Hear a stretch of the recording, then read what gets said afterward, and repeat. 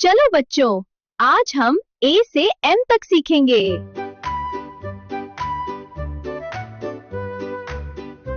ए से Apple, aeroplane और alligator. क्या आप देख सकते हैं? बी से बर्ड, बग और बोट। अब तवज्जो से ये देखें। सी से कैट, कार और केक। बच्चों ये भी याद कर लें।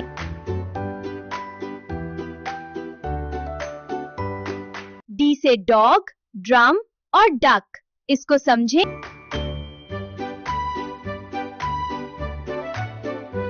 ई से एलिफेंट, एग और एनवेलप। क्या आप देख सकते हैं? एफ से फिश, फ्रॉग और फैन। बाकी अल्फाज आप बोले।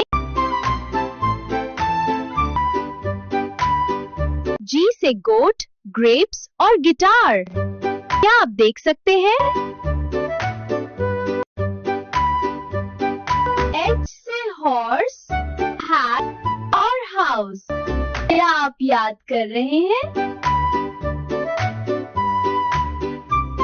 आई से आइसक्रीम, इग्लू और आइलैंड।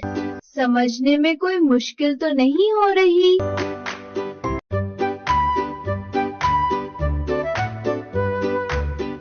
जे से जंगल, जग और जेली। क्या आप देख सकते हैं?